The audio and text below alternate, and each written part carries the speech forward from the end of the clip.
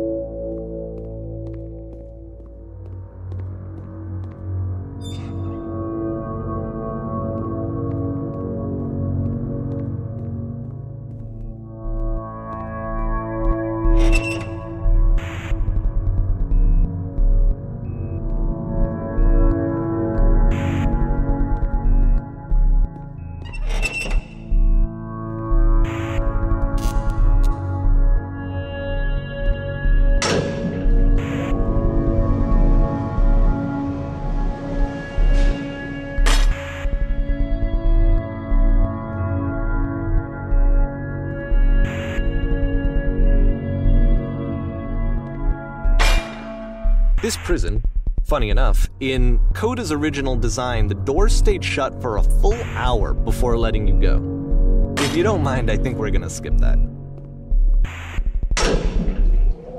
This is something that he and I used to argue about a lot.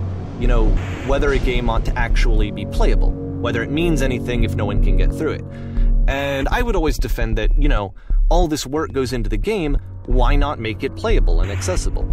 And so we just got into heated arguments over it, and there was one time that after one of these conversations, he went home, and a day or two later, he sent me a zip file entitled Playable Games that was full of hundreds of individual games, each of which was just an empty box that you walked around in and nothing else. Believe me, I played every single one of those just to find out if there was like a gag hidden somewhere. There wasn't.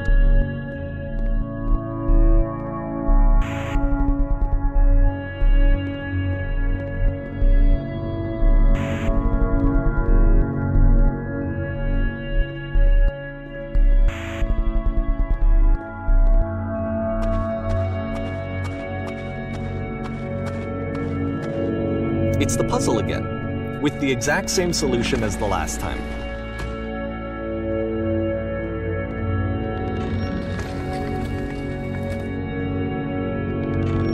There's still no clear indication of what makes this puzzle so special that Coda is going to return to it over and over.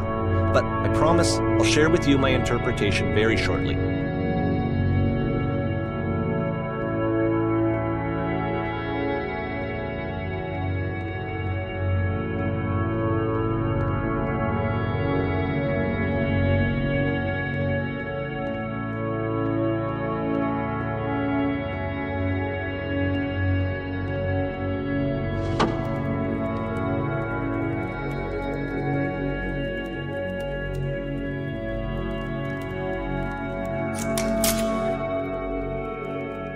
Here, Coda begins using a kind of dialogue system that he fashioned out of the engine's chat capabilities. Use the 1, 2, 3 buttons on your keyboard to respond.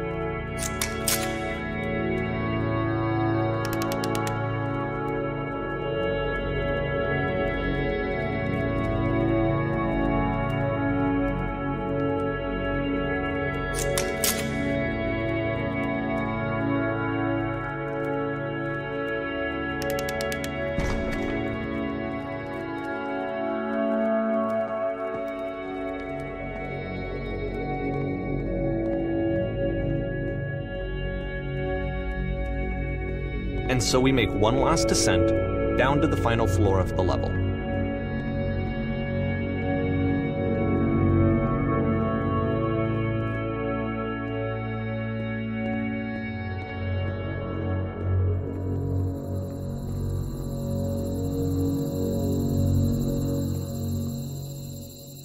It's a lamppost. Okay, I can't tell you quite why, but for some reason Coda fixates on this lamppost. It's going to appear at the end of every single one of his games from here on out. I'll tell you what I think. I think that up to this point, he's been making really strange and abstract games with no clear purpose, and maybe you can only float around in that headspace for so long. Because now he wants something to hold on to. He wants a reference point. He wants the work to be leading to something. He wants a destination, which is what this lamppost is. It's a destination. We're going to see it in the work as well. His games are just going to become a lot more cohesive, a lot more fully developed, with more of a clear idea behind them. And as we go, that idea will get clearer and clearer and clearer.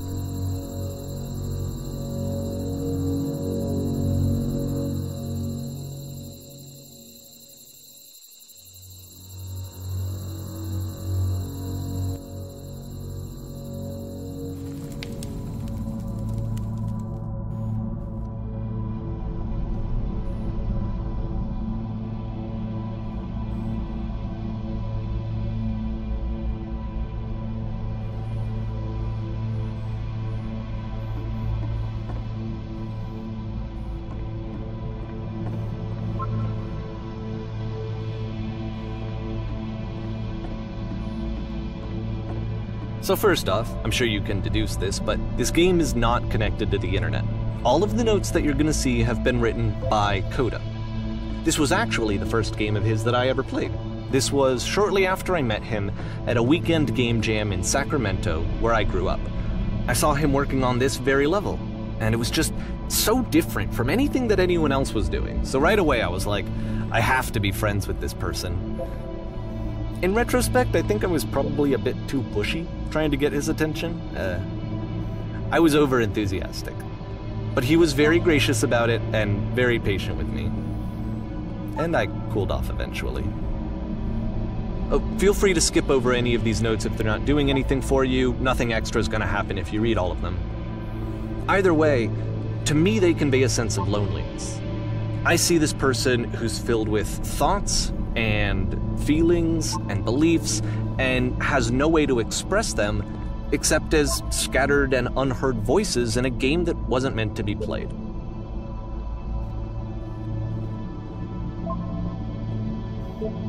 But it's ironic, isn't it, that in playing this game and seeing how alone Coda often felt, that we get to know him better and actually kind of connect with him.